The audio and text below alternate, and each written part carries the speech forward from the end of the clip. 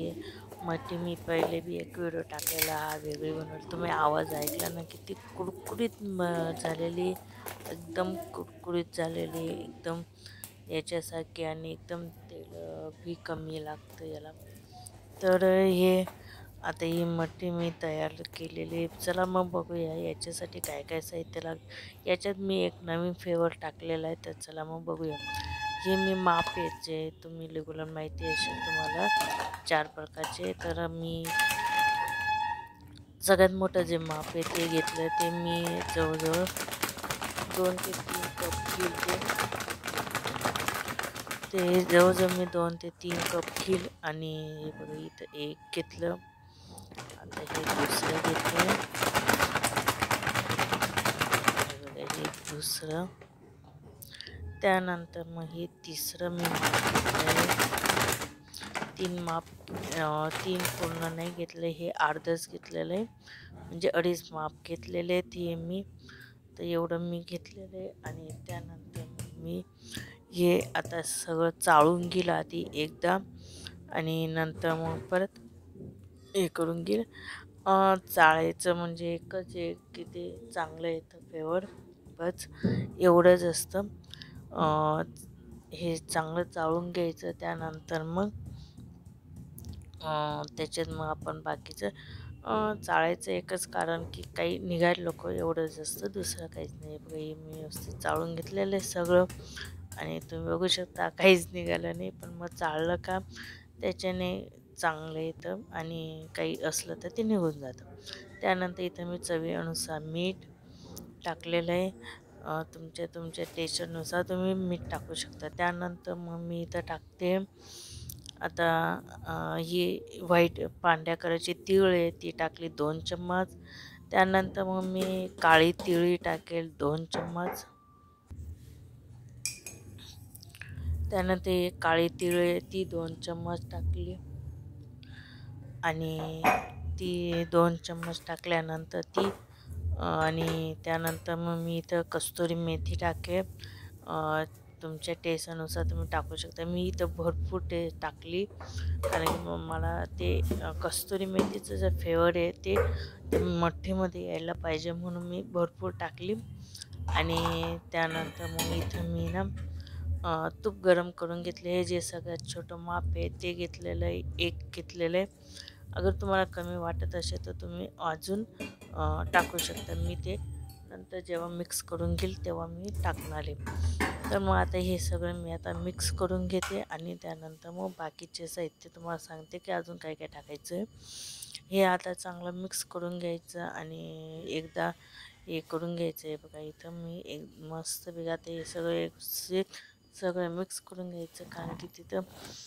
मेथीची मीठ वगैरे सगळं एक जीव व्हायला पाहिजे म्हणून हे सगळं मी आधी टोटली सगळं मिक्स करून घेतलं आणि त्यानंतर मग मी इथं ओवा घेतलेला आहे त्या 2 चम्मच घी ओवा हाताला असे मस्त चुरून मग टाकायचं कारण की त्यांचा फ्लेवर चांगला येतो टेस्ट पण चांगली येते तर तो 2 चम्मच घेतले मी तुम्ही तुमच्या आवडीनुसार कमी या जास्त करू शकता नंतर हे पण मिक्स करून घ्यायचं आणि मी नंतर पाहिलं की मला तूप थोडंसं कमी वाटतंय म्हणून मला असं वाटतं की अजून थोडंसं तूप टाकावं कारण की ना मला थोडंसं कमी वाटतंय म्हणून मी अजून टाकते मी तूप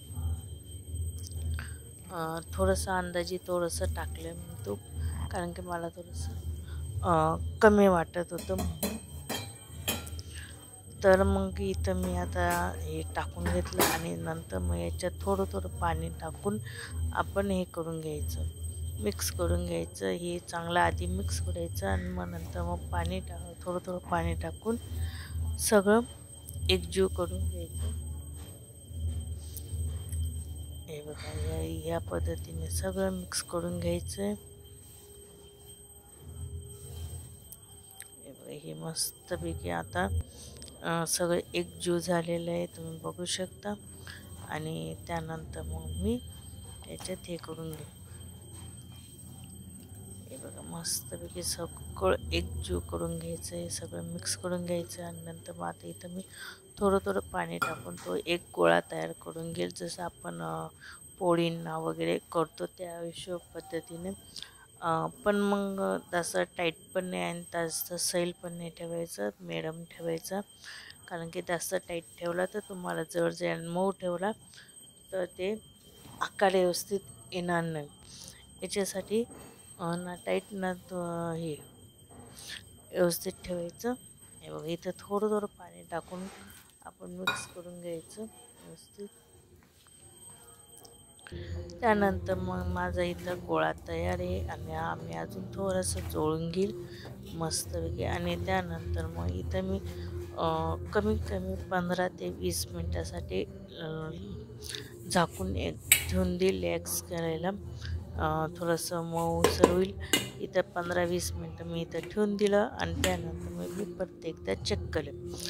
तर इथं माझे 15 ते 20 मिनटं झालेले आहेत. हे बघा तुम्ही बघू शकता मस्तपैकी अजून मऊ झाला डो माझा, मऊ झालं पीठ मस्तपैकी. आता मी हे चांगलं चोळून घेईल आणि त्यानंतर मग याच्यात मी याचे छोटे छोटे गोळे करून घेईल आणि नंतर मग हे करून घेईल. बघा इथं मस्तपैकी आता छोटे छोटे गोळे करून घ्यायचे, चांगलं मळून घ्यायचं हे आधी आणि मग याचे छोटे छोटे गोळे करायचे. या पद्धतीने या पद्धतीने आता छोटे तुम्हाला मठी कोणत्या साईजमध्ये छोटी घ्यायची या मोठी घ्यायची त्या हिशोबाने गोळे तयार करून घ्यायचे. या पद्धतीने आणि त्यानंतर इथं माझे गोळे झाल्यानंतर ना मी इथं कॉर्नफ्लॉवर घेतलं. कॉर्नफ्लॉवरच्या जागेवर तुम्ही मैदा बी घेऊ शकता. त्याच्यानंतर मी याच्यात थोडंसं तूप टाकलं. मी कॉर्नफ्लॉवर 2 चम्मच घेतले तर 2 चम्मचला थोडंसं कमी मी म्हणजे जवळजवळ 1 मोठा चम्मच तूप घेतलं आणि हे चांगलं मिक्स करून घ्यायचं आहे. एकदम एकजीव व्हायला पाहिजे, अगदी मस्तपैकी मऊसर व्हायला पाहिजे एकदम. हे बघा तुम्ही बघू शकता किती, हे बघा किती मऊसर झालेलं आहे, ना जास्त घट्ट ना जास्त पातळ. तर ह्या पद्धतीने करून घ्यायचं, एकदम एकजीव द्यायचं चांगलं. आणि नंतर मग हे आता हे बघा हे मस्तपैकी मऊ करून घ्यायचं. त्यानंतर मग मी एक हे घेतलं, इथं मी गोळा घेतला आणि लाटायला घेतलं. एक गोळा घेऊन लाटते आणि त्यानंतर मग ही ना जास्त जाड ना जास्त बारीक आपली पोळी लाटतो त्या हिशोबाने घ्यायची ती. आणि त्यानंतर मी बघा मस्तपैकी आणि आपण ते थोड्या वेळ मऊ व्हायला जेव्हा लेग्स करायला ठेवलं गोळा आपण, त्याच्यामुळं तो इतका मऊ झाला की लाटायला जड जात नाही, एकदम मऊसर आणि एकदम सरळ जातं आहे लाटायला. हे बघा इथं माझं मस्तपैकी हे लाटून झालेलं आहे, अगदी बरोबर झालेलं आहे. हे बघा या पद्धतीने आता मी इथं सगळे हे ह्या पद्धतीने मस्तपैकी लाटून घेते. आणि हे बघा खूप छान झालं लाटून. आणि त्यानंतर मग इथं एकसारखं लाटून घ्यायचं, ना जास्त जाड घ्यायचं ना जास्त बारीक, एकदम ही साईज घ्यायची. तुम्हाला मी दाखवते अगदी मस्तपैकी, हे जास्त जाड ना जास्त बारीक. आता इथे ना मी ते जे आपण मिक्स केलेलं आहे ना ते घ्यायचं आणि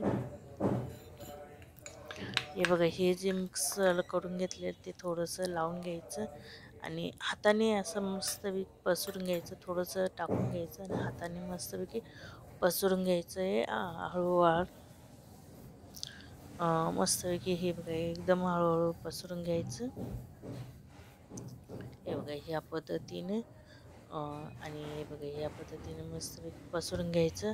आणि त्यानंतर मग ना ते असं गोल गोळा करायचं, जसं आपण भाकरवडीला करतो. पण हे टाईट गोळा घ्यायचा, एकदम टाईट करून गोळा घ्यायचा आहे, जास्त सैल ठेवायचं नाही, एकदम टाईट गोळा घ्यायचा आहे.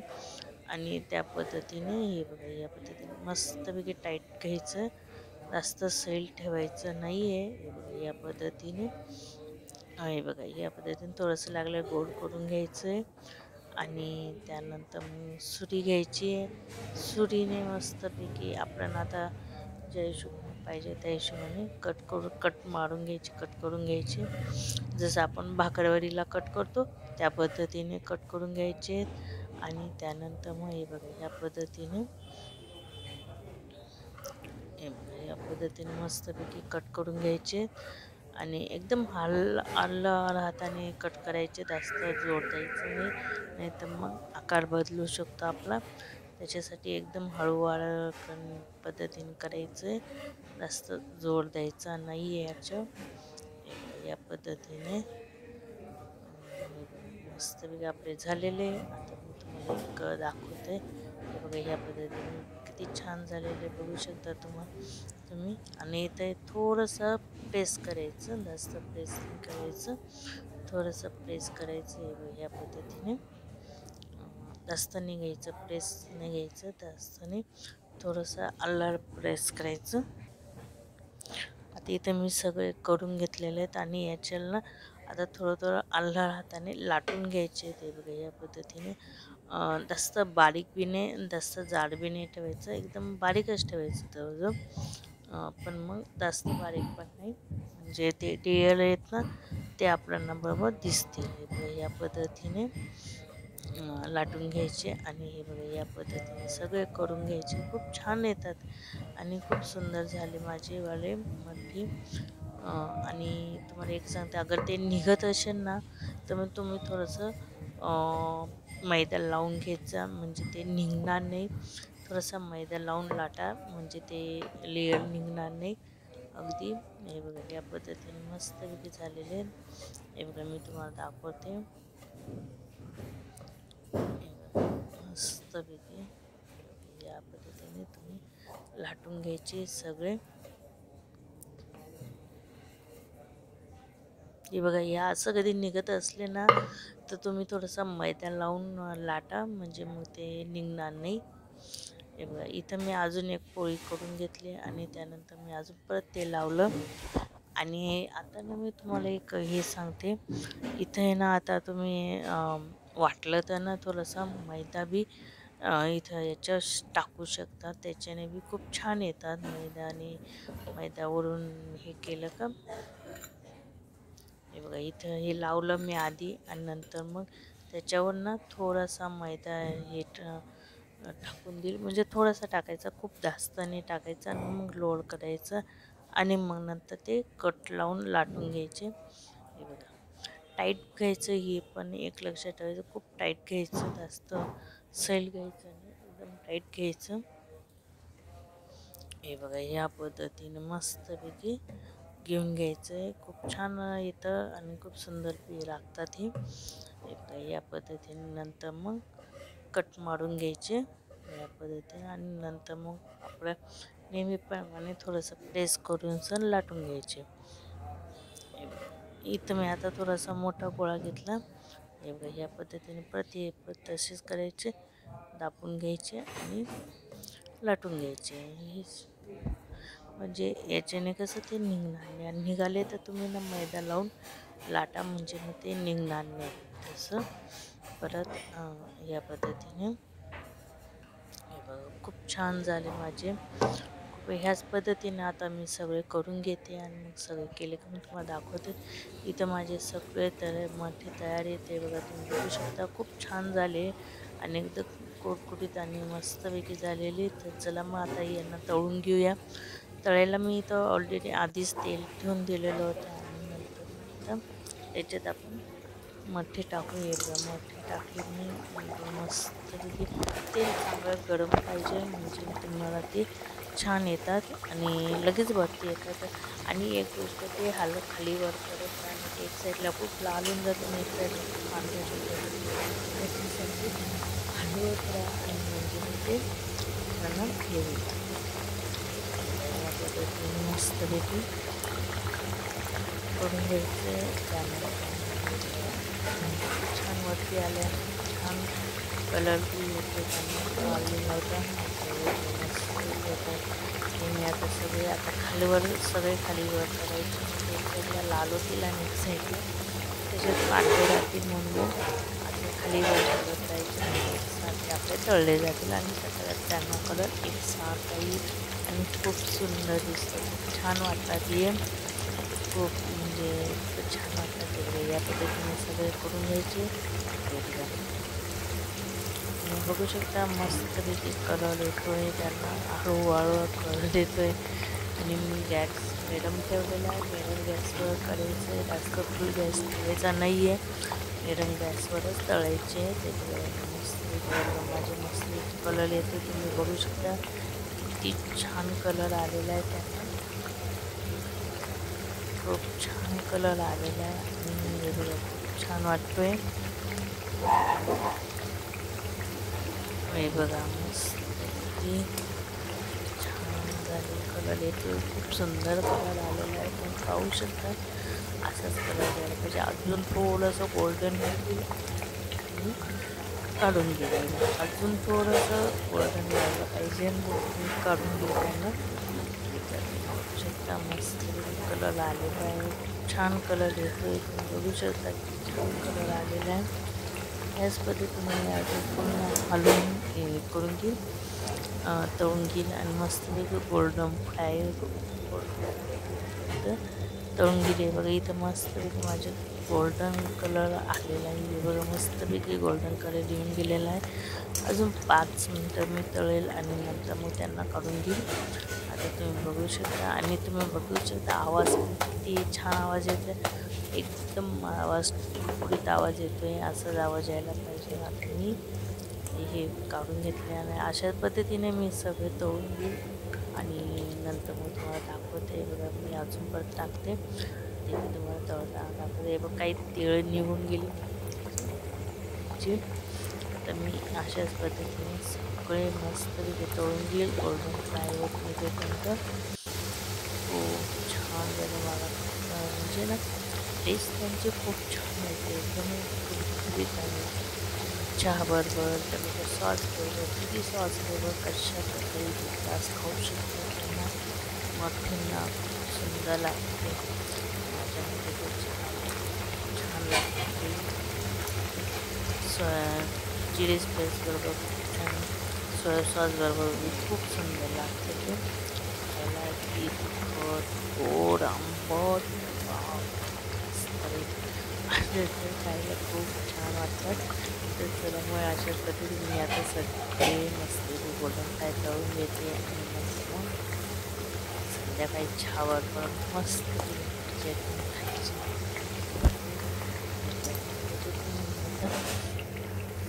सगळे गोल्डन फ्राय करून घेतले आणि बघा या पद्धतीने मस्तपैकी तळून घेतलेले आहेत आणि हे आपले तयार आहेत. खूप छान कलर आलेला आहे आणि खूप सुंदर कलर आलेला आहे. तर चला मग अशाच पद्धतीने आपण सगळे तळून घेऊ. दाखवते जे खूप छान झालेले ते खूप सुंदर याच पद्धतीने मस्त किती छान आलेले. याच पद्धतीने मी आता सगळे तळून घेतलेले ते बघा तळून घेतले, माझे तळून झालेले आणि थंडे झाले आणि मी तुम्हाला आता तोडून आवाज ऐकला की नाही, कुडकुडीत आवाज आले की नाही, असाच आवाज यायला पाहिजे. खूप छान झाले. मी तुम्हाला अजून तोडून दाखवते. खूप छान झालेले, अगदी कुडकुडीत आणि खुसखुशीत झालेले आहेत. असेच ही माझी मठीची रेसिपी तुम्हाला कशी वाटली मला कमेंट करून नक्की सांगा. आवडले असेल तर लाईक, शेअर आणि सबस्क्राईब नक्की करा. असे नवीन व्हिडिओ बघण्यासाठी, रेसिपीला बघण्यासाठी सबस्क्राईब नक्की करा. बाय. श्री स्वामी समर्थ.